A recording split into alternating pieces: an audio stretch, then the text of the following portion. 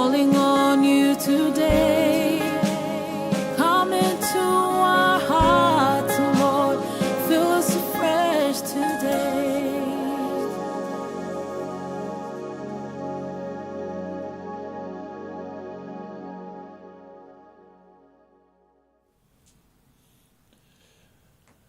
O whalofa ma, toi whaatalofa atu, lau porkalam na le MALU TAEAO FAALEAGAGA mai lunga o le ala ata. Ale Global Kingdom TV, i le pa ia mawalunga o sio tātou atu nuu, mai tupu mai e tamali i mawhale upolu, sa oao ma tamai tai, ia se o le malosi, ia whapea le whanawiti, ia, ma le ifo mai e whanunga le leo le neia so fau, i le alofa maleanga le leo lo tātou tāpa au sili o le langi. Ia o tātou iai fo i le neiva i aso i le whaamanatuina, o puapua ngā lo tātou ali i whaolo i Jesu Keriso.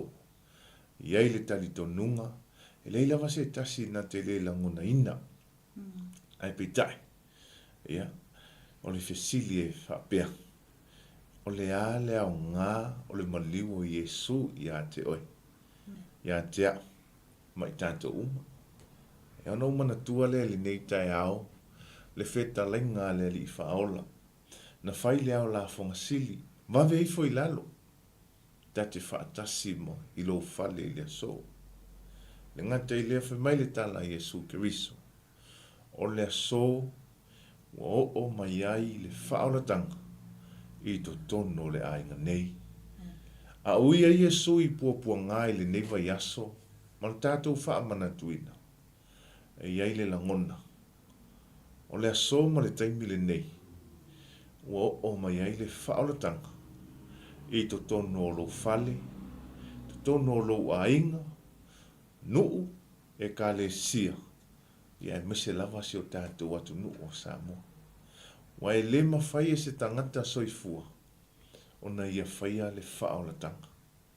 Ua na o Jesu Keriso lo tātou ali pele, lo tātou ali i whaola, le alu pele to tasi, o lo tātou tāpa au sili o i le langi. O ia na fio mai, e whaia le whaola tanga.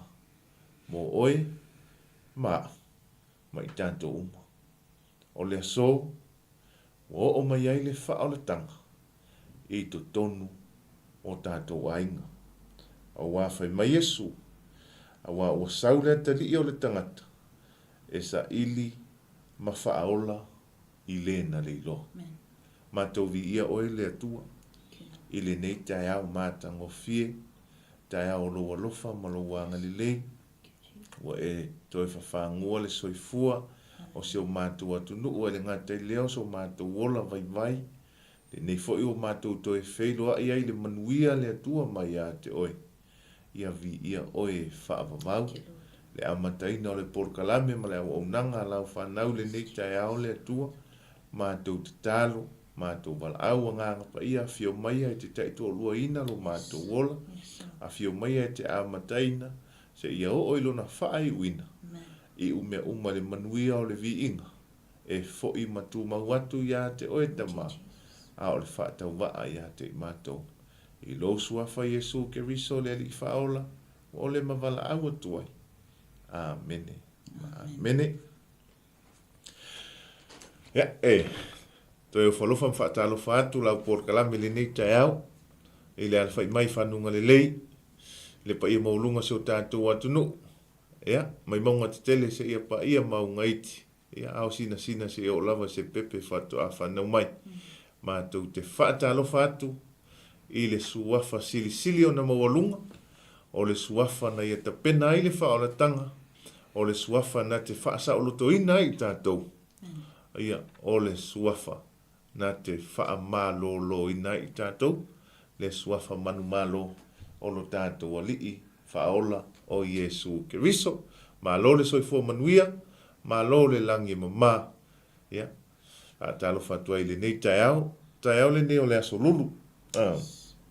Ia, o ngā tutono le nei vai aso i whiau mga aluenga, ia tātou wanga tuai i le whaamanatuina, o le maliu o lo tātou ali o Jesu Keriso, ui o lo tātou iai i tutono le vai aso whai mai o le malanga, whaatupu le ngata i lea o pua ngā o lo tātou ali o Iesu Keriso.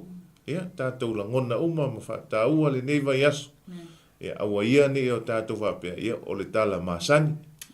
Ai, e whamanatu, ma tua lalo atu, lau por kalame le ni TAEAO, ia te oi le uso pele, le ta mā, le tina, ia le tua whawhine, se o le whana witi. Le tā ua o le nei vai aso. Na ta pena ia le li whaolo Iesu Keriso. Le whaola tanga tele, mo i tātou uma. Ia, soifua manuia ofu le ni TAEAO. Ia, malo soifua, whaatalo whātu mau whaolo whātu i le whawhonganga si tātou watunu ule nei TAEAO fōu. I le ala whai fo i whanunga le lei, i le lo whamaleanga le tātou atu, i ai tātou nunga. O lo oanga le lei, le atu le soifua si tātou watunu. Ia me se fo le tātou wola, o lo o tātou iai, ia wafo le au nanga. Toi whaawa wel au nanga tātou ala ata. Global Kingdom TV. Se si whapoponga le nei, i o tātou polkalami le spiritual breakfast, po le MALU TAEAO FAALEAGAGA. Ia lo whapeona au na tuai ia le lau ala ata. I TAEAO uma mai le aso ngafua i le aso wharaile. Mai le aso ngafua le aso wharaile. Ia o le purpose a ia po le nau ta inga. Ia whai fo i ma whaamalo si au. Ia o whaamanatu. Pe toi whangu fo i le tātou wola whaatoatua e ala i whi au. Ia po o whaamalo si au fo i ma le whionga pa ia le atua. Tā o soi le TAEAO. Ia me se fo i tā pena i le fōlaunga. Ia fōlaunga a si tātou watinu. I le aso ma le aso. Ia me se fo i le vai aso atoa. E le taimi e te langona ai wa e whaavai. E le taimi wa i le pe wa whingo fie. Ia i fo le taimi e langona ai le whaanoa noa po e mo mia se fisosoani. Ia e avea pol kalame a la wala ata. Global Kingdom TV. Ia e fisosoani ia te oe pe wa adua fo i ma lau sunga o lo mai mua mai. Ile ngata lunga o penga te whailangi. Ia po o whea fo i le vaenga le nei atu nuu. Ia po o tātou watu nuu fo i Samoa. O lo o e mata po o e mai mua mai ai. Ia o le aso lona luas fulfitu le nei. E le o toi mamau fo i e wha mai a le nei maasina lona tolu. Ia po le maasina le neo mati. A o tātou iai.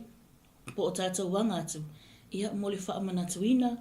Ia o le o pōpua ngāru tātou o li wha o le Iesu Keriso. Le wha manatuina o le aso maliu.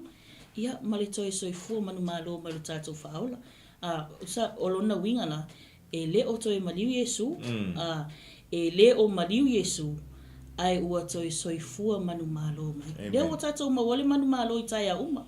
Ma whaiona tātou wala wha i ai TAEAO uma. Maua le soifua lau le lei. Ia mau fo le malosi. Le ngata i lea. Habea fo iona so longa le lei mea uma. Ia e le iai fo i le fo launga whaaleaganga. Asi o tātou watunu. Ia masa fo i tātou le au kerisiano. Ia po le tino keriso. Wha malo atuaila le nei TAEAO. Malo le soifua. Malo le alausu. Malo le wha malo losi. Malo lava le ona sai. Li ele tua. Moni ma wha maoni. E leo toi ma liulo tātou li o Iesu Keriso. Ai o fesili. O lea ea sa tātou mea whai. Tātou te moli mauai ma whaape atu Iesu e o oe o le li o le ola. Ma tātou whaafetaia le tōngi ola na ia ta pena. Whaamata e o lo tātou whaasa tauro pea Iesu i le aso ma le aso. E ala mai a tātou me whai, tātou te tala noa ai, o le tū ma le savali, o mawhauwhaunga o tātou loto. Ea, whaamata o lo whaapeona tātou whaasa tauro pea lo tātou ali i aso taitasi. E pe tai whai mai le tala Iesu. Ua saule ata li o le tangata. E sa ili ma whaaola i le na leilo.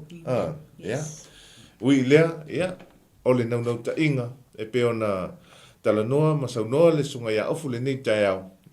Whamanatu o se tua lalo. Ia o se oso le lei.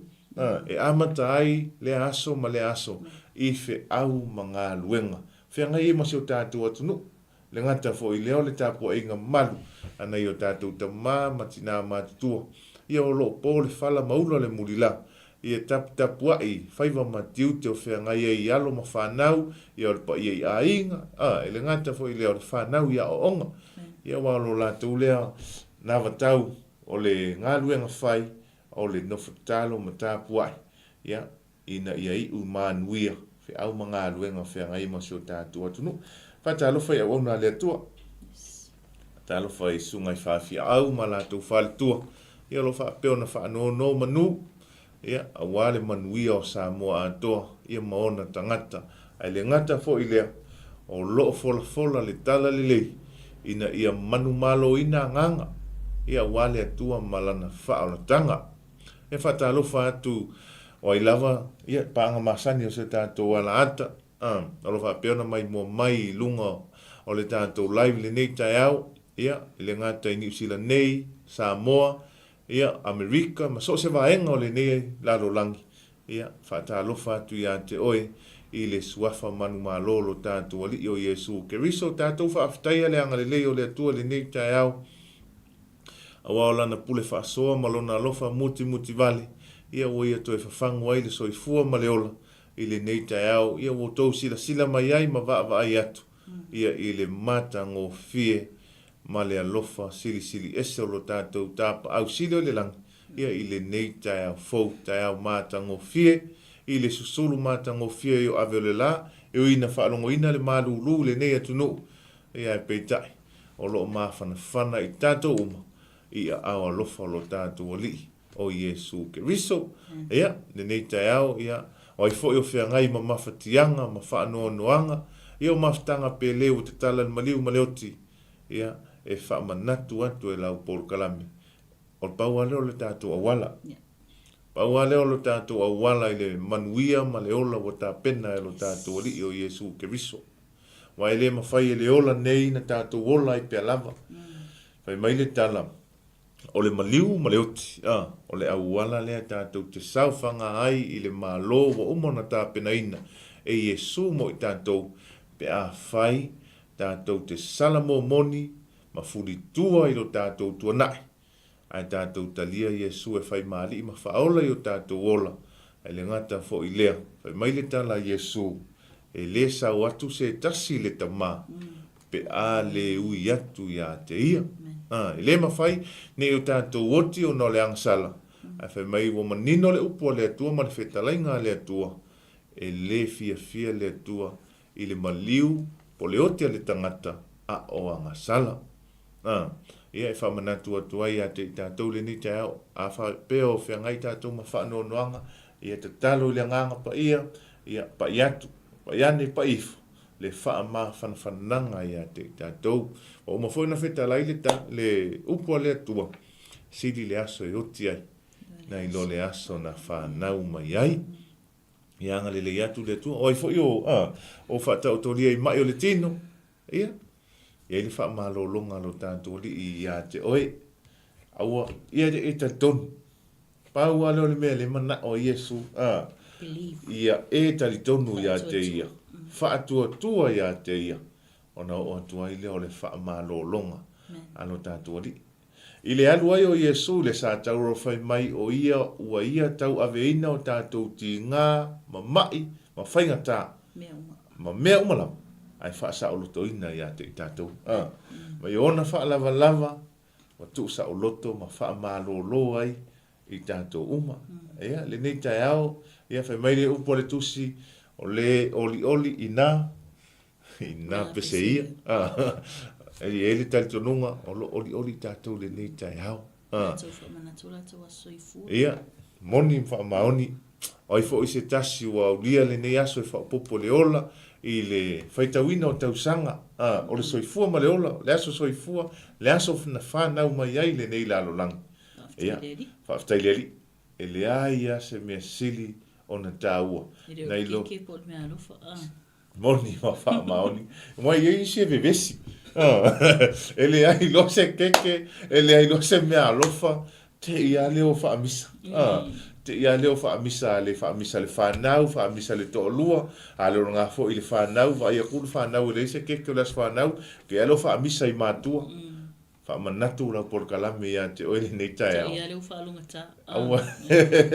Te ia leo e whaalonga tā, ai te iloa, to'a tuli o tu le vai mai wha apea ifo, wha awhetai le atua, i le mea lofa o le ola, wa e foa i a te au. Le nei tausanga, ia e wha popo i aso, ma tausanga whaitawina o le ola, Ia amuia fo i tātou, amuia fo i lātou au lia le nei aso e whapopoi i aso whaitawina o leola. Ia na soifua mai ai le nei lalolangi. Manatu le tausanga, i le sāwalinga mai le tausanga. I le se mea whaingofie. E lama le fili. E tamu whai e whaaleanga ma le peti leola. Ai peitai. Le alofa tuli loa o le atua. Ua ia tai mai ai lo soifua. Ua mawhai ona e au lia le nei aso. E whaopopo i aso whaitawina o leola. Ia ma wha manatu ai. I lo aso soifua. Ia a whai o lai e le keke. Ma sa auni se papakiu. Ia tali le lele sua. Whai fia le wha manatuina. Ia wai. O le aso soifua. Ia i le nei te au wha manui atu le atua i aso soifua. Ma aso whanau. Ia tātou ainga uma. Ua wha manatuina le nei aso. Ia a lela tātou se whatunga le. Lela tātou se ele whatunga lea, toi taliu mai. Ia, tātou o le tātou whaamalosi au le nei TAEAO. Ia, e whai maoso le sāwalinga. Ia, tātou iai le nei vai aso Tauloa. Po le vai aso pōpua ngalo tātou li o Iesu Keriso.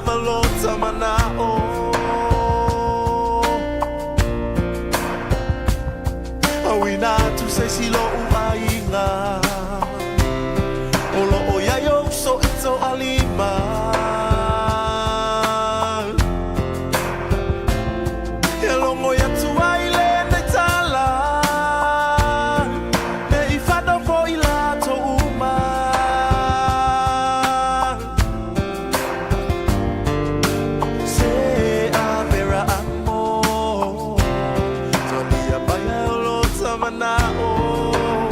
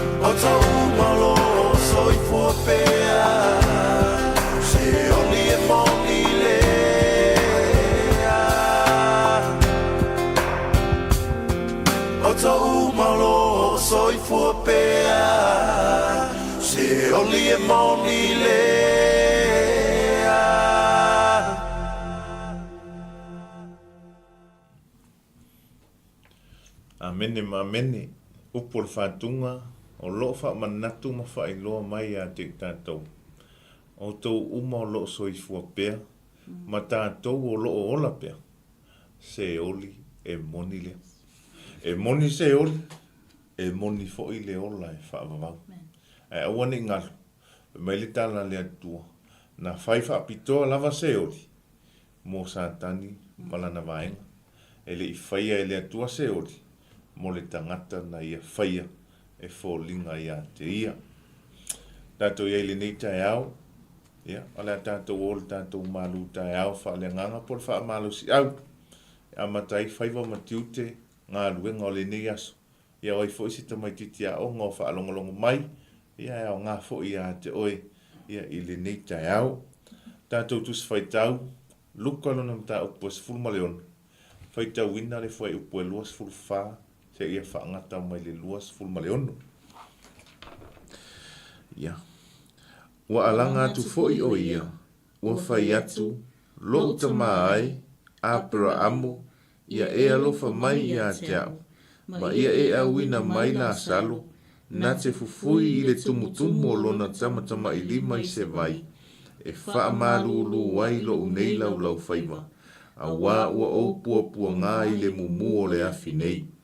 Ona whai ane leo apra amo, lo watali ie, ia e manatu, na e maua o mea le leilo o langa, na maua foi e la salo o mea leanga, a o le nei, ua wha oli ina ia, a ua pua ngā ina oi, e le ngata i nei me uma, a ua tu maule vanu tele lo tātou wā, o le mea lea, le masao ai o e ua i nei ua fia o atu ia te outou, e le masao mai foi o e ua i ina ia te i mātou nei.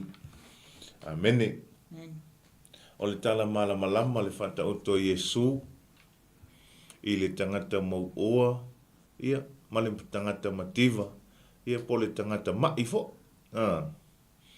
O le tangata mau oa, le whata mau a inga i le oa le lalolangi nei. O na ia manatu wai lea, wa ia te ia le manuia, wa ia te ia le oli, wa ia te ia mea uma, wa le ia se isi mea na ia toi pole iai. E le manatu ma mafafoi o ia, a mea iai le isi ola o lo whaatalitali mai ia te ia. Ai ui lea, le te leo le avanoa, o lo ola ma soifua ai, i le tamao a inga o le lalolangi. E le ila ngona lava ia se salamo, e le ila ngona lava ia se alofa, e le ila ngona lava ia. A mea, o lo iai se tasi o lo mo mia se fisosoan. I le tala malama, le tangata mativa, le tangata papala, pai maina eto e uli o na manua. E le ia lofa i ai le tangata na maua mea, e le ia lofa i ai le tangata mau oa, e le i whaapea na ave ina i lo na fale se i whawhanga le lei, whaata ele, ma whai eise ngā luenga fisosoani. Ai ina ua o i le teime e mali liu whaatasi ai. Ia, whai mai wā o mai a ngelu ma ave le tangata mativa ma le tangata mau oa tuu le whata o Abraham. Ia, o whiana alu e le tangata mau oa. Ia, na alu i le afi na alu I se oli, na la o ina la ngona ai le tangata maua, le vela ma le leanga o le mea e tau nuu I ai le tau nuunga o le tangata e le isala mo.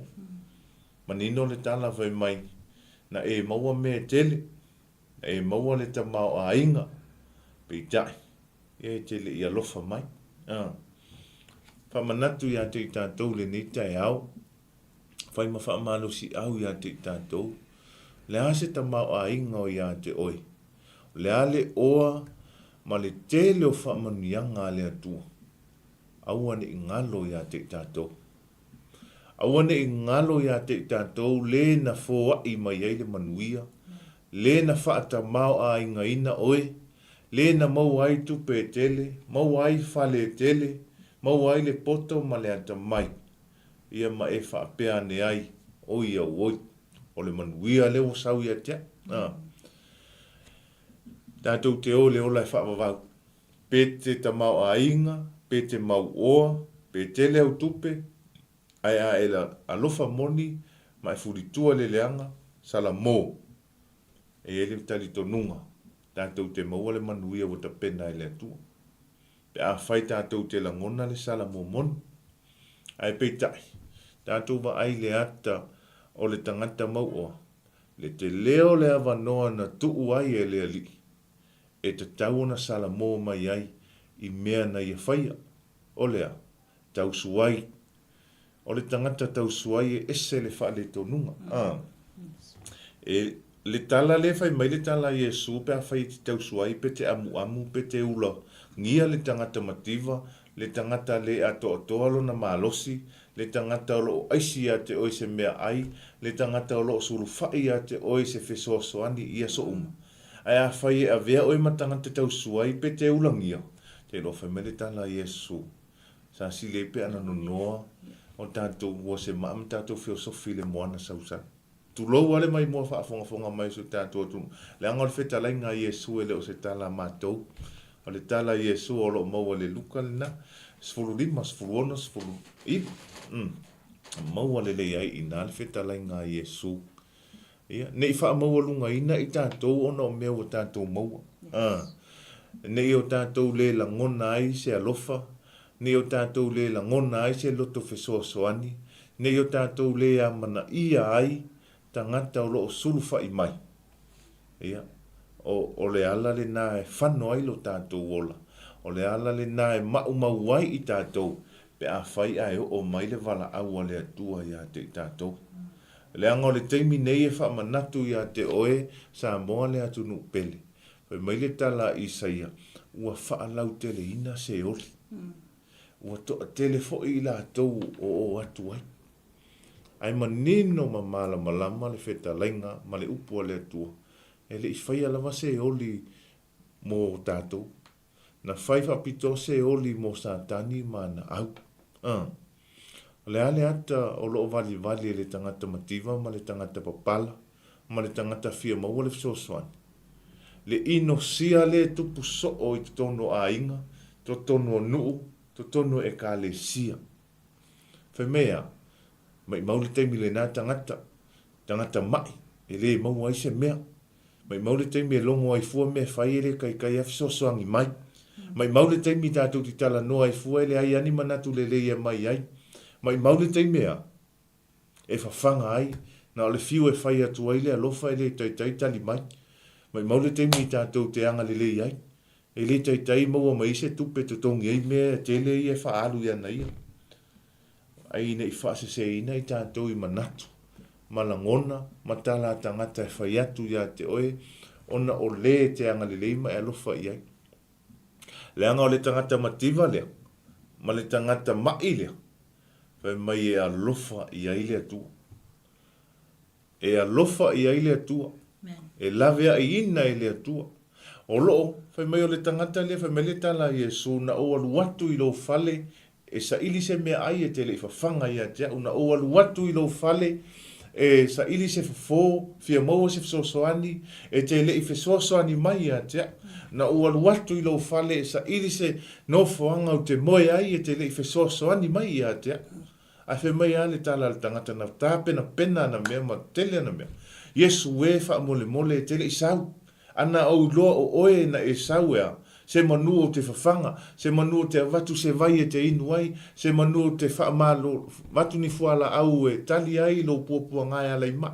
Ai wha mole Yesu e tele i sau. Tala Yesu, o se whaatau wa ai lau wa ai, o a ulava lea. Amen. O a ulava lea. Le tātou taimi ne i mau mau. Lo tātou awa noa ne i mau mau no le tamau a inga, ma le oa o tātou maua. Ai a whai tātou te langona le sala mō moni. O lo whaatali Yesu i le taimi tātou te sala mō ai. Au ne ngala. Le anga o lo tātou loto whai talia ma le saolotonga. E le tango mai a Yesu. O lo ia te oe le filifilinga le na. O lo ia te au fo i le filifilinga le na. I le taimi tātou te whai ai le filifilinga tonu ma le wha maoni. Tātou te furitua. A tau le upu furitua. Ua li liu a tō loutua. E te le toi loa atu loutua nai. Le anga e ta pena mai e loutua nai le manuia pe a whai te moni lau salamo. Tātou wawa ai le amatanga le lalolangi ma le fōfoina e le atua. Ina ua anga sala le lalolangi. Pai mai na sala mo ai le atua. I tangata na ia whaia. Na ta pena i le atua noa. Whau le waa. O le a o mai lea. Le lolo e wha umati ai. A tātou waa ai ne i ai. Se lau lua se fulu tausanga. O whau e noa le waa. Ma tau wala au noa e se fisosoani. Wala au noa vai. O le a o mai le lolo. O le a o mai le lolo. Fea. Na ta fili sau noa tangata i le ola, o le manuia, o le malosi, o le tamau a inga.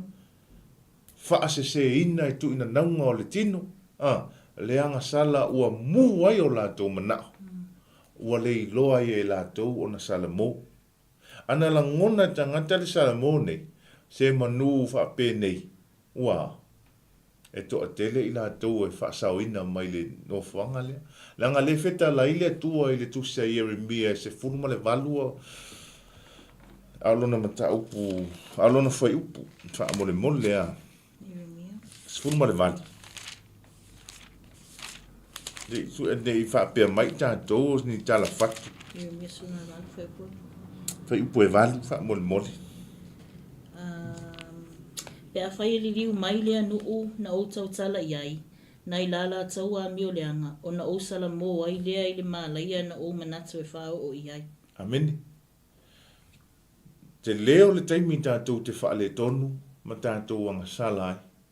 O loo wha atali mai pēle atua, wa uman whai mai le atua, o le au wha o ia te o tau le mālaia. O le au wha o atu ia te o tau le tau i o la o tau a mio leanga. Ai peitai. Whai mai le tā lama le wheta lainga le atua, a whai tātou te li liu, ma sala mō, ma ia tātou a mio leanga, ma sori tū la fono, ma tātou fo i atu ia te ia. Whai mai lea o na sala mō ai lea o le atua, i le mālaia na tu e wha o ia te tātou. Lea te wa aia, ana sala mō tangata ia i le whenga inga tuai. Se manu e to tele i la tu e wha sauina. Ai peitai, tau alanga noa, tau alanga noa, au le talia tangata, au le tau ina o le anga le ulu, au le tau ina eo o vale matua, alu, o inga whea koe whause wa ai lunga o le maunga, o wa a umai whau kai le sami, o vai me whau oinga i wa, le manatu le ia te i tātou, tau alanga au na le atua, fo ia Yesu le ala upu moni ma le ola, e le sau se tasi le atua pe a le ui mai a Yesu ke viso. Ai a tātou amu, whai, olo ia ki ngā kalinga, whai mai so, kasi a le atua le tātou te au nai, tasi lava le atua, le fui mako ke ilo le atua ngai kuk whai mai ai, wha mole le atunu pele, e sero tātou ilo le atua, e sero tātou ta lia o le atua. E tātou te ilo Yesu, e sero tātou ta lia o Yesu, fea se ata whaataitai ma se whaataitai inga lelei, ma aile to ino niko temo. Au na Yesu ke viso, whai fe au e tala ina le tala lelei, fola le tala lelei, ai le tali tonu ia Yesu. Me le tala Yesu i niko temo, se ilonga e te toi whanau, patoa e iloa leo o tangata fau, whawhewheo na uofi le manawa o lo tinau o toe ina. Niko temo o oio le tangata au na le li, o oio le whaiwhi au a le te fisili mai. Tātou e iai lo tātou wala, tātou te ui ai, papatiso i le vai, furi tua i le leanga, a tātou foi i a Iesu Keriso. Ma le loto maua lalo, ma le loto salamo, o na tātou maua leo le manuia leo. Le manuia le iai le vai aso le nei. Le tongi ola le iai le vai aso le nei, pua ngalo tātou li whaolo Iesu Keriso. Na ui ai i whainga tā ma pua ngā. Ona olona manatu alofa ia te tātou. Ana langona le mau oa, sala mo le taimina ia mau ai mea uma, ma le taimina ia wa ai ai le tangata mativa, ma le tangata mai, o lo sa ili fesoa soani ia te ia. Se manu e le o i se oti. Se manu e o whaatasi ma le tangata mativa i le ola e whaavavaga. Se manu e ave whaatasi lava e a ngelu le whatawhata o Abraham. A o le anu o tupu. Na manatu i fo lava, o i o a ua maua le manuia lea. Le tamau a inga le iai le lalolangi nei, manatua, o lo iai le ola, o lo whaatali mai. Le langi fou o umo na ta pena e le atua mo i tātou uma. Le langi fou le na, le ale tala whaatai tai, ma ai le tala le to ina o iona. Na awina i ni neva, e alu e tala i le whaoletanga, e alu e mo moli le fina ngalo le atua. Ono lea lofa o le atua. Lea lofa leo le atua, o le naunau ta inga o le atua, ina ia whaola ina tangata. O whela le mea na sola ia iona, na whaatali lava le atua, se ia o le whiau lea. Se ia mo moli le whiau lea na tuli aila na tama leo ionga. Langa whai mai o nau te sola, langa o te le mana o e o le whaola tanga i o. A ina wa. Ina wa o le whaola tanga e whai mai tala i o ngal mele o te le fia ai le atua. Langa o oe e te le vave loa lofa. O loa lofa o te le na wa. Ia tupu angele la au e wha paolo e ko inga e whai mea. Inga ua ko e pe a ika. Whai mai tala le atua e te ita ea. O sao ea lo wita. Le nā ki kaiuna. Na e wha tupu ina ea. Le ai. Na tupu le aso e tasi, ma mai le aso e tasi. Aia, a nganga e tele wa whaola ina ma whaasau ina.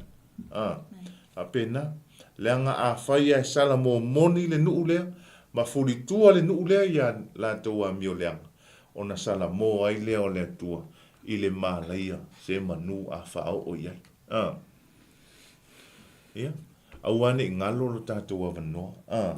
Mai lo tātou a wanoa ne i mau. Tātou te le la ngona lo le tā ua le vai aso le nei. Mau lolo tātou a wanoa. E ui o loo whaatali mai Iesu Keriso ma le atua le taimi tātou te watu ai. Ai wa ai ai tātou nei tuai. Wa ai ai tātou nei tuai wha mole. Leanga wa ai o le ale ma mafa ma le avenga o na tau ave tangata e to se fulu. Umi na wa o tau wamo le mai. Ai na wha malololo Iesu. Le ata wa ai a fo ile lia tātou. Na tātou malololo ma malolosi. Ngalolo Iesu. Fea, tasi ale tangata na toi fo. To atuli ma vivi i le atua ina wa wha malolo ina le pena. Mai le se fulo tangata mamai. Tasi le tangata na iloa le na umai ai le wha malolonga. A o fele to aiva. La fu koe o ai file Facebook. La koe o fo ia file fianga o le lalolang. La fu koe fo ia le sua malia o le lalolang. Ma ile sua malia ni fa se ina i tātou ai avea maala e mau ai le soifua ma le ola. Te manatua le tauloto le onga sa. Tauloto le onga sa i anoa. Te mai o noa na fau le va. Tui le sa mala. Ai le o mai ni tangata. O mai le lolo. Ala langa tangata no ai alofa mai. Wa lo loto tele le vai. A o noa ua tali iai. O ese ua leto e mawhai. Whai mai ale wala aua Abrahamo. Lo watali ie. Ia. Malia ia lo finangalo. Ua vai le vanu i tātou. Ua le sao atu mātou e fia o atu ina. E le sao mai fo ina e fia o mai nei. Pe mai le tala anoa whaamali atu ia te outou. Ua le mawhai o na toi te tala le whai tutoa. Ia o le tauloto ta mui te whai le tala leo. Mai o la salo, tangata papala, ma mativa, a o le mauoa, e ofu li tele o mea I ila. O ti la salo, sao le langi. A o le mauoa, ua mu ma ati ngu. Mai tātou ni tātou ati ngu mai le afi e whaavavau. Mai tātou ni tātou toi a langa mai wha mole mole apura amu. Sina vai se I o ta inu ai, sina vai se I wha MALU ai lo ta lau whaiva. A ta mu le vela o le mea nei. Tātou ni o tātou fia e whai I au na le atua. Po tangata o lo tala ina le wha o le tanga.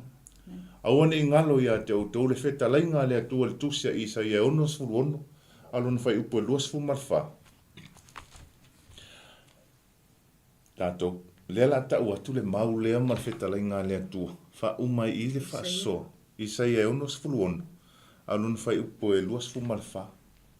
E whai asi matautia, e whai fo isi na onga. O le tangata, la tau te le loa lava le sala mō. La tau te le fia fo I le sa tauro Iesu ke viso. La tau te fia lava I le lalolangi nei. Ma fia e whai le sa olotonga le tu mai a te I tātou. Ai ngalo ai, o na tātou tu e fo I le sa tauro Iesu. Ma furi tua I le leanga. Ma tātou wha apea I fo. Iesu e wha ma ngalo mai mātou. Awa a tātou fia e whai e amu I tangata o loo tala ina atu le fina ngalo le atua ma le wha o le tanga. Tau nuu le a te tātou le mele. I sa ia ona sfuma le ona whai pere sfuma le wha, la tau te ata foi, ma la tau mata I tino tangata oti, e sa fau vale ia te au. Awa e le ma mate o la tau wilo, e le tinei a foi lo la tau wafi, e ino si a foi la tau e tangata umalava. Ameni. Le tātou I unga lea pia whai tātou te le talia le wha o le tanga. Pia whai tātou te le talia malangona le maliu o Iesu ke viso. Pia whai tātou te le fia fo I le sa tauro o Iesu ke viso. Mei o tātou te o I le afi e whaavavau. E le mamate o tātou ilo se I tulo. Ia ma le afi e le tineia. Ai a whai tātou te langona le sala mō moni. Ma fo I le sa tauro Iesu ke viso. Ma tātou talia Iesu e whai mali I ma whaola. Ona whai mai ai lea. Ona si tia ai lea a ngelu. Ma tuina I le whatawhata o Abrahamu. Le manuia e oli ai I tātou. Tātou langona nei. Le tāu o le neiva yaso tātou sāvalia. Tātou anga atua I le whamana tuina o le maliu o lo tātou oli o Iesu ke viso. O lona manatu moni. Whaola oe. Whaola I le whaola tanga na saunia Iesu ke viso. Le alo pele to atasi o le atua. Ina ia le whano oe. Ina ia le whanoa. Aia tātou maua uma le salamo. Amen. Mi ia le atua. Thank you, Lord. Praise God. Ia, tātou nua manino leile tātou mata upu le nei TAEAO. Po o se whea au fo I muli mai mo I tātou. E ala I le tātou tos whaitau peo na whaitau ina. Tala malama. Tele na launga ina e le tele o whaafea ngainga. Ia tele o whailaunga. Ia peita. I whai maila whiong pa ia le atua. Le whionga le atua e fōua ia. E ese le message e mai le aso. Le aso a whai mata upu lea. E ese le message e mai ia I maua. Ia ese fo I se si fe au e wha I loa to le ngango le atua. I le isi fo I uso a tangata I le si aso. Ia e le whapea e tusa uma. E le whapea o le fe au le avato e maua. O le fe au fo I ana e tui. Pe avato e le si tangata le ai. Ese a ia fe au e a mai le ngango le atua mo I tātou. Pe a tātou sa ili. Ma tātou so I ai. Le tala nei te e peo se ata wa aia lea o le whamsinonga. Pe atu iai. E whai tau nele mātai e se fulu tolu. Whai pui whālima, se ia ngā whangata me le lima se fulu. Whai mai. E tusa fo le mālo le langi, ma upenga ua lafo le vai. Ua mawai a ese uma. Ua tumu, o na lātou toso e ailea le matawhanga. Ua nanofo, ma whawhau I ale lei I ola. A oi aleanga ua la foai. E whaapea fo I le ngata anga le lalulangi. e o atu le au angelu e vai ese i e a mio leanga ma e a mio tonu. O na latou la foina lea ia te i latou le o ngā ua asa e iai le tangi a we ma le lili vaunifo. Ia, o se mata upu po o se message o loo whaapea ona tau alanga pea le toa tele o le au kerisiano.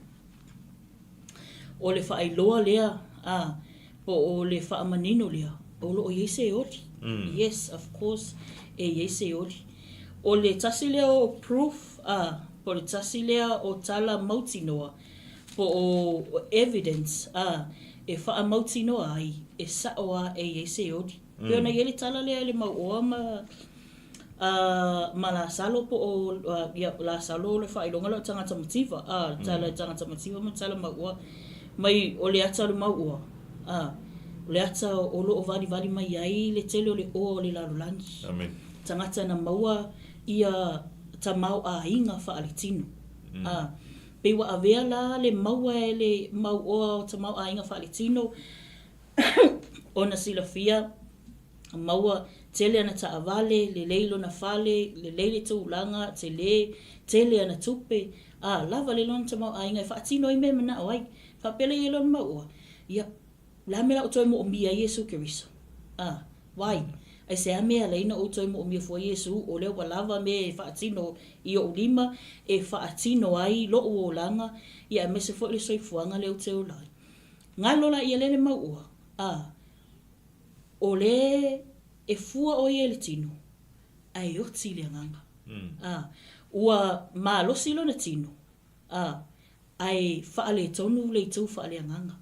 Fa mai ua i titi le nganga, a ua te le tino, fa mai la ia le kalatia lima fa po suma fito mai. O le tino e tu ina nau, lea e te e atu i le nganga. Ai fa mai le Roma e valu fa po lima, a wa o e la le tino, e loto atu i mea le tino. A o e la le nganga, e loto atu i la atu i mea le nganga. Pio na yele tala nei TAEAO, i le mauoa, loto i mea le tino. A o le mativa, loto i mea le nganga. E mativa i mea le tino, ai fa mai e oa o ia i le o langa fa le nganga. I mea na au mai le atua, lava ta pena ai ia le mativa, ma ona mautinoa, lona i unga pe a o mai, ia le unga o le lalulangi. Lo le pelo na yele tala na le mata i fa mai, ua maua mai nei ia, o le o mai o mai le aso le whaamusinonga, o mai lo le o angelu, fa mai ua ilo. Ilo, o ai wha le tonu, ua ave i fia. Me ua ave se o mua tia. Ta ula le tia, roinga, ua leto e au ngā. E leto i eise si me, ma whai ona toi whai iai.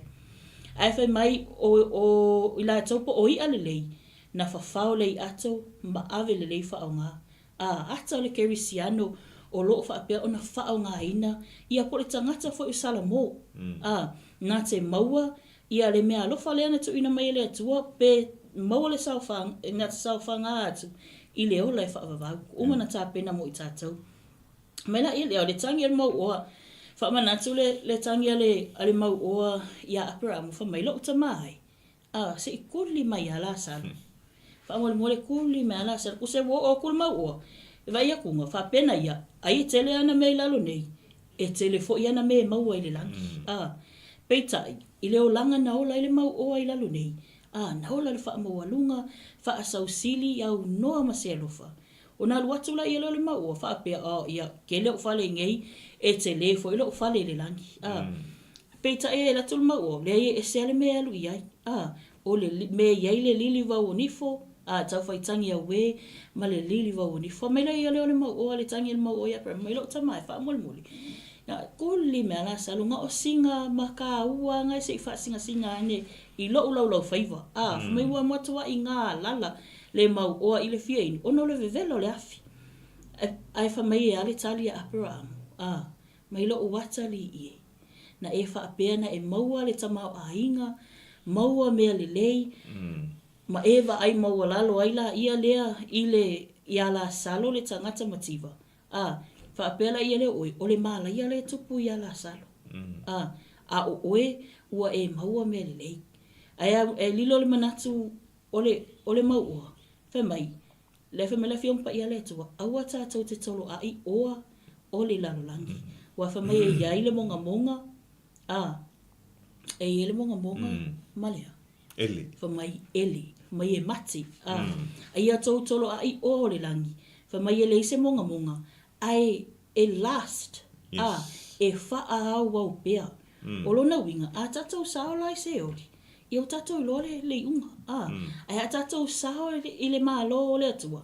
Tātou te maua le oli. Ma e faa wau ina pea. E te le fa mai. E le mawhai o na faa tu saina. Le tātou pua ngā i le lalo langi le nei. I le manuia o tā pena i le atua mo tātou. Pelona iai ia le tātou mata upu i le nei TAEAO. Fa mai, na wha mauti noa i le mau oa. E fōlinga mai i le tala le mau oa. Na ia whaalongo i le tala le nei.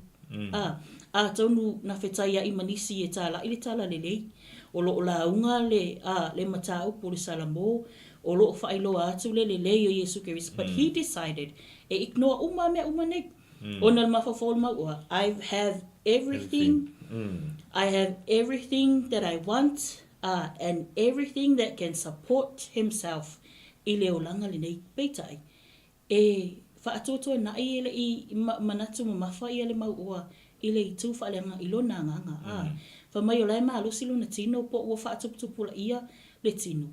Ai o tilo na nganga. Se fe au tā ua mo i tātou le nei TAEAO. Fa mai o tine le maua. Ai ua toi langona salamo.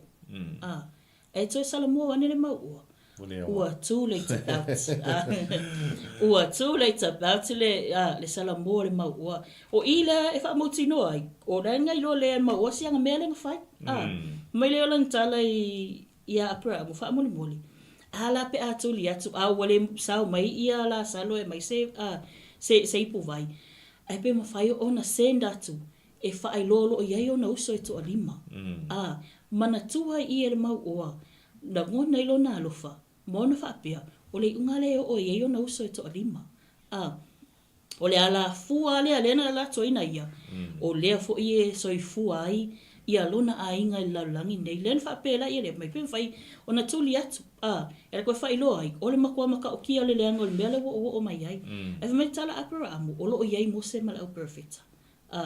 Whaafea o na whaalongo e le tangata e leo tuli atu peo le tangata e le o maliu a e toi watu e whailoa atu le tala lei e o ai tangata o loo soifua ma o loo tala ia le fina ngalo le atua e le whaalongo ma le tautoni ai o le ala le ese esenga tala la o se whaamanatu i le nemata upu le nei TAEAO ia i tātou le au kerisiano o le hale tātou matawhai o i o lo whai.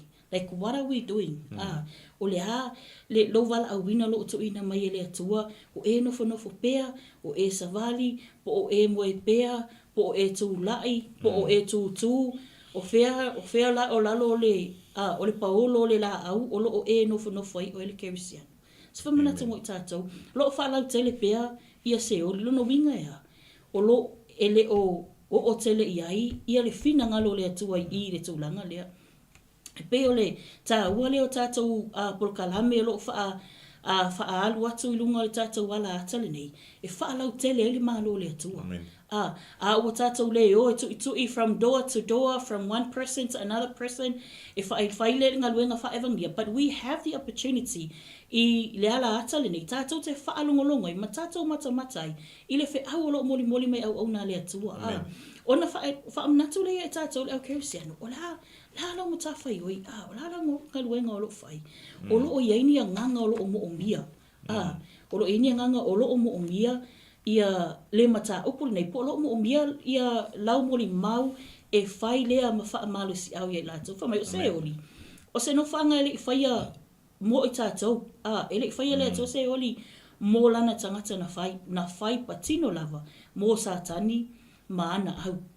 Peitai, ona le tūlanga lo soifuanga lo tātou wola ai, ai meso tātou whai unga whai, ma tātou whiriwhiringa, ngalo ia te tātou, ona tātou salamo. Ona whamaira ia leo, mai salamo nei loa. Oe ne i e salamo ane ua tuai.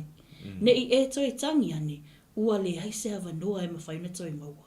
Na e toi whaapea lea, talo whai si o tamā, talo whai si o tina, talo whai si o ainga. Talo whai tangata na o wheta iai, o te le i whaailoa iai le whina ngalo le atua. O se whangu iai tātou le au kerisiano. Mai, tasi nei mata upu, ko ke le iele fi whaalongo iai. Mata upu nei e whaatatau ia se oli. A la unga ato e mai, ia, o le watu loa, la lau fe au te tau tala mai e fu. O le ala oe, le asa oe pisingisi. Le se me e sa oe i e tala e tuale. I le se me ke fia mafua mai fua oe e lo ua o langa. But no, as Christians, it is our responsibility. Fa mai, o le tātou mata whai oi lea, na fa mai le lua koronito e lima whai pai lua sfulu fa mai. As Christians, we have been called to be ambassadors of Christ. Amen. We have been called e whai whaatino pe whaatau nuu. Le whina ngalo leo le atua, o lo wala awina, o lo wala awina. O le whaalau tele leo le malo le atua. How? O le tātou tūla i lea mata la i le whina ngalo. Whamai le whamai la whiong pa ia le atua, whamai. Ia o tau o atu e whai nuu umalava maso. Tala i atu le whina ngalo le atua ma papa tiso atu. I le swafa le tamā, le alo, ma le anganga pa ia. So soul winning, po le manu malo ino ni anganga mo le malo le atua. E leo se ngaluenga se tangata se tōtasi. E leo se ngaluenga a se fai, na o se fai whiau. E leo se ngaluenga na o se fai evangelia. Ka mei a fai o oe, o a o le kerisiano. Ua maua i tātou i Jesu Keriso. O le tātou mta fai oi lea. O le tātou mta fai oi lea whaatino e tātou te atu e tāla i atu le whina ngalo le atua. Whailo atu. Le tala le nei, you can start off le tala nei a la saloma ma le mauoa. E whaailoa e amata ai, o na whaailoa ai i sesi o loo mo o mia le tala le lei. Ma sesi e le oiloa, e moni se oli, e moni fo i le langi.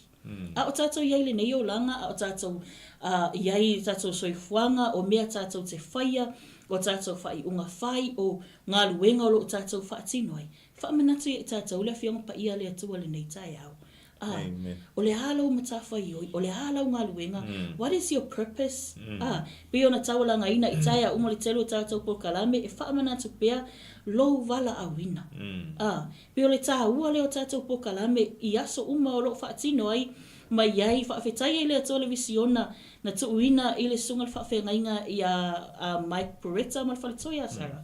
Leo tātou ma waile awa noa le nei. O le mawhai wa iai isi. E kerisiano. E whewheo e tālai. E iei si e kerisiano, ai e comfortable ala tau ia le nofo whapea ia, mea sili wa umaua Yesu, wa ota mea uma, that's it. Is that it? O e pau leo le mea mawhaiona tātou whaia. Ai mai ia o tau atu e tāla i atu. Whailo atu, a whainanga le leile atua i ate oe, whaia le atua me te tele lo soifua, sefe mai oe le leanga o leanga sala, whaatino ua waip leo ia lotua nai, e loa le leanga o le mena e whaatino ina, wo o mai le teimili nei wa e loa le malamalama. O le facilitele ia i tātou. O whaape i o e whesosoani ai, o e whesosoani le seo uso a tangata. O e whailoa i lou a inga, lau whanau, lou to alua, o whea lava le mea o lo e affiliate ai, o e whailo i e masa sulu o toi lea malamalama. Whamele, a tātou tuulunga Jesu Keriso. Tātou tuulunga le mōlilia. Whamai e droa. E droa uma iai. A vainga i a ola le pike ni lunga se mea mawalunga. O ai lava tangata i leiloa. Whamai e o uma e tuli le mea lea. E o uma e tuli le afi lea, po o le pike lea, lea la tau teilo. But they know, o lai e le tangata i. It's the same as us e le tātou iai le nei o langa. Tātou lifi nei lunga Jesu Keriso, lifi le suafa lea. Ma le suafa lea e manu malo ai mea uma, o le suafa lea e whaapeona malo lo i tangata uma, o le suafa lea whaasaolo toina i tātou. A whai ua whaasaolo toina, o e whaasaolo toina. And then we as Christians, we have the responsibility e tātou te whaatino ia le tūlanga lea whamai. O se whaamanate e tātou leo kerisiano. Ele nei TAEAO. Rise up. Rise up from where you are. Leave that comfort zone and make sure to make use of what you were made of. Whaina whaia oe, whaia au e le tua e fōlinga ia te ia. Then exactly what we should do. Amen. O le mea tauna tātou whaia ia tātou wola. Ia, wā te leo tātou, e te alu atu loa, a whai o na ia wō na tau wō, au o te minei wa sui lo soi fuanga o e o lai. E kēra bako e whapea mai, o mai whaila wanget, o mai whaila au fia kua ia. Au pa ia. O mai whaila au pa ia ia, mai ala kou ia, o ia mama. But, whai mai, e le tai taimu whai ona whaatu salia, tala ia whai mai a te oe, pua ngā ia, lea e te encounter i lalo nei. I le manuia wa tā pena ia tua mo oi. Pe whamailanga luenga e lua ono, lua Timoteo e whā, whai koe lua, ile whai koe tōlu, whamai. Ia e tala i atu le upu, ia e whaamalosi atu i ona aso e taunga le muai, ma ona aso e le taunga le muai. Amen. Whamai ia e whaatonu atu, a oa i atu, a poapoa i atu, male ono sai atoa, ma a oa o atu. Whamai awa e iei le taimi, e le toi mawhai ei e la tau, ona talia le mata upu lea, ia po le tala le leilea, a Yesu Keriso, ona ua whewua la tau talinga. Amen. There will be a time, e le koe fia whaalongo a ia se si aki oi. E iei le taimi e sau, e le toi fia wa ai mai e se si ati oi. But whai mai le maua le tātou awa noa le taimi le nei. Whai mai aso e taunga le muai, ma aso e le taunga le muai, whaamalosi. If you feel like it, if you don't feel like it, you have to do it. Amen. O lau matawhai oi, o lau ngā luenga le whai, o lau whaamalosi le atalai, e moni se oli, e moni fo i le langi. Fili oe i le aso nei, po o whele mea te fia sao iai. Ole, the main thing i le tātou mtaapulea, o le sala mo moni. Amen. Po wā mea na tātou whaia, mea na tātou whaatino le tātou soifuanga, whamaila whiang pa ia le atua, ia o tau sala mo. Tau tau atu o tātou se semo o tātou leanga. E wha maoni fo i le atua, e wha ngalo i tātou. Ai leo sala mo fo i lea, sala mo nei toi whai TAEAO. Sala mo nei toi whai le silima minute. O koe fo i le koe sala mo, whai alea sala mo, whai sala mo, whai. O le ilo e le atua po whea tonu le mei ai. Ai, e sera se fulu, o lona whai upai wha. Wha mai atu e ia se wha malo si nei tai a whai mai. Arise. For this matter is your responsibility, but we will be with you. Be courageous and act. Amen.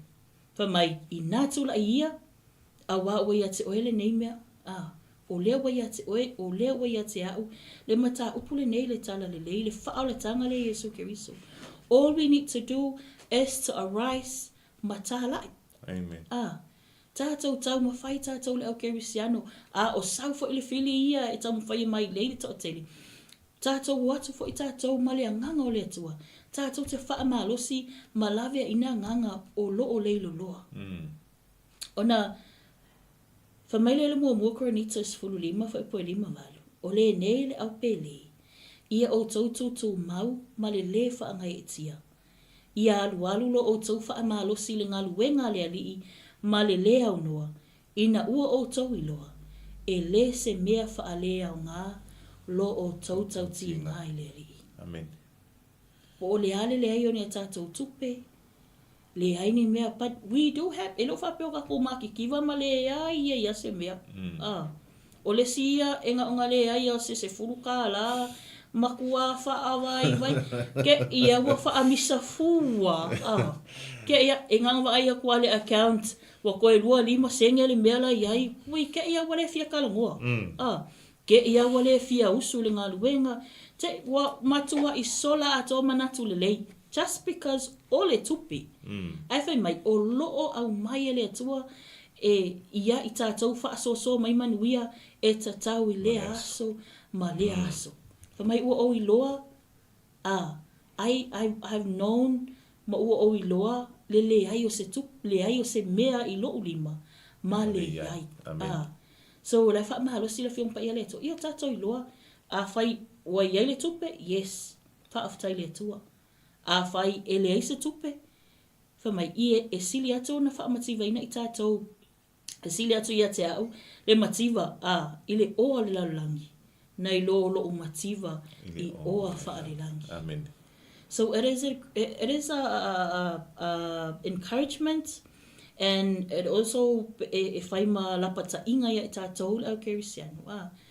O le ala tātou ngaluenga o lo whai, o lo tātou iai le nei o langa, po le nei fo i lalulangi. Tātou whaamalolosi, mai whaamole whaamalolosi, arise, i nā te tū ia i lunga. Fa mai ngaluenga i lua ono whai posifulu ono, ai tū la ia i lunga o vai. Amen. For my tūla i lunga o vai. This really spoke to me last night for my tūla i lunga i o vai. A wao le mea lea ua whaali, ua o whaali atua i ate oi. I ato fia oe e whaima au ona. Ma moli mau mea uma wa ewa aia. A toa ma mea e toe whaali mai ate oi. Amen. So while you're e o lai te whaailoa i le lalolangi, mea ua whaali mai e sui ate oi. And at the same time, for mai, e iai mai si mea koe whaali mai ake oi. E le ngata i nā. E wha mai, ku e lunga o vai. Tu e lunga o vai, ma savali i le mea tonu. He le o le tatu ho vai, ma whaale tonu. Ia, e anga lei mai le to le nei TAEAO. O le tatalo a le tātou polkalami. Ia, mese fo i tātou polkalami uma. Ia o ngā nei whaamarusi au mo i tātou. I le ngata i tātou le au kerisiano. Ia ai mo i lātou o loo mo o mia. Le whaaolatanga. So it's not just for us, but it's also for the lost. Amen. So encourage, equip tātou i le whionga le tua. Ina ia tātou tāla i le whina ngalo le tua. Awani o tātou salamo ane watu wai. Awani o tātou toi manatu ane i le tuunga mau. Tālo whaina i o mātua. But o awai a toi sau, whamai e leisa se koe sau. O lo o wai au whainga luenga o lo o tālai. A toi whaatu mai, e whaafentoi whaalongo o tangata uoti. E o i tangata o lo whiola, e le whaalongo iai. Se whaamanatu tā hua mo i tātou. A o tātou iei fo i ma tātou wanga toi le whaamanatu ina, pōpua ngālo tātou whaala Isu Keriso. O le mafu anga tonu ale na tāpena i le atua le whaalatanga. Ina ia o tātou salamo, matalia, mo tātou i loa mo mautinoa. O le ala le manuia. E ia Isu Keriso. Mai o nei le ala o pumoni ma le ola. E le sa watu sesi i le tama. Pe ale ui atu ia na ia. So e la ia sesi whaita to. E ke le oso se wha malama. E ke le oso aku i kuri mangule i kua. Po au kafa po efa mai. O le whaita to ale tātou te sawa tu mai le malo e whaavavau. Ua na o Isu Keriso. Amen. So talia nei loa. Talia, it's very easy. I know, but well, it's not as easy as we think. But e sili atu manuia tātou te maua. Pe a tātou talia Isu Keriso. E sili atu manuia e wha manuia i nei o e whaaleanganga. Pe a tātou maua le whaolatanga le nei. Leo tātou whaatau al vaitau nei tātou kerisiano. Tātou mahana tunatu iai, ma tātou whaatau ina i o tātou loto maleanganga whaafitai. Whaafitai wa maua o e maua o le i o mai leoti. Amen. Whaafitai wa maua i tātou. Ai le i o mai taimi whaingatā. Vailele. Leo tātou i loa, le sua malia mal matautia o le atua. Ai le i o mai pua ngā o lo o muli mai. Anga leile atua le nei asa Samoa. Ia se whaamalo se posa whaapopole tātou tāo ko nei TAEAO. Vailele atua e whaamavau. I la Yesu, i nā matala ia matatalu. Ne i o mai whaasosonga. Amen. O mana o iai le loto, au le tino o vai vai. Amen. Toi whai mai Yesu, i nā sala mo ia, ua lata mai le malo le atua. Hallelujah. Whaasanga i o tawhatafa, oi mai mua mai le nei TAEAO, nā lo whaasanga nea i leo o lua mafuta mai whai iai. E moni se oli, e moni fo i leo la e whaavavau. Hallelujah. Whaafewheona talia i leo o lua mafuta le whaaltanga, whaafewheona ia i loa, e fia alu i leo la e whaavavau. E hala atu ia te oe le kerisiano, e hala atu i fua, e whaali atu ia te oe, ina ia talia ai le whaolatanga i Iesu Keriso. E le mawhai e leo le iloa, o na iloa, e moni, leo la e whaavavau, e moni fo i se oli, pe a whai e le fuaina atu ia te oi. A whai te e mai ai le tai au e pō au e le mawhai o na liliu lona loto i le whaoletanga. Nā lo whaapea atua e moni se oli, e moni leo lai whaavava. Whai lau whiliwhilinga, manua maua le avanoa, e leto i aise sala mō i lalo le tuunga mau. Amen. E leto i aise sala mō e whaia i lalo le tuunga mau. Ai la Paulo, o lea ea lea o ngā o le nei o langa, ma le nei lalo langi, nei oa ma nei tamau ainga, ai mau mauai le ola. Ia, anga le lei atu le atua sa moa le atu nupele, i le nei TAEAO i fe au mga luenga, whaiva matiute le tāpua inga i maota malawa. Ia au nā le atua mana i o lātou whale tua, le ai le ngata i leo le whanau ia o onga. O le tatalo lau porkalame, tai atu e le atua lo tau soifua mo lo mātou ola. Ina ia tātou au lia i le manuia, le whaamanatuina, ma le whaatauaina, o le maliu o lo tātou li o Iesu Keriso. Manatua, o le whina ngalo le atua, a walawa ni i whanau se tasi, o pale ali i o lana ngā luenga na whai, ia o umalawa i le salamo. Le ase upu o le tauta malii, mai a te ima ua nei i la o tau whaafongafonga anga ma la o tau mai mo. Ia, matua atu ina, MALU ave i whale i loto ma whina ngalo. A mai le toto Iesu Keriso, e ui ma ngalo ai se, ma se whaale tono au ona. A ia whaamanui atu le atua, i le nei aso, ia te o tau sa moa le atu nupele, mai so se vaenga o le nei ke lope ma le nei larolangi, o whaapeo na mafuta mai ai. Whaaftai tele le atua, i loa lofa ma lo wanga lele. Whaaftai tele anganga pa ia i loa fia mai. I le amataina ma le whai wina o le nei porkalami. Ia tu mawatu ia te oi le vi inga. Nei maso umai o i le whaamamau. Te talo ta maa wha mole mole lau upu. Ia alu ma le mana ngalu e atu loa nganga pa ia ta maa. Ia ai o loto ma fina ngalo. Ina ia wha saoina, wha olaina se loto au se nganga. Awa oe ma lau whaoletanga. Whaamanuia sa moa le atu nupele le atu. Tai atu lo mātou wola. Ina ia o mātou au lia le manuia. Le whaamanatuina o lou maliuti ngā Iesu Keriso. Ina ia o maua umai i mātou le whaoletanga. Ma le salamo, ma le ola wa umana e tāpena i. Whaafetai tele Iesu. O no o Iesu le li whaola wa ole ma wala awa tua. Amene, ma amene. Whaamanuia atu. Le atua sa mo le nei aso. Tātou toi wheiloa i se aso o iluma. I le alofa ma le anga le lei. O tātou tāpa apsina. Soi fwoi.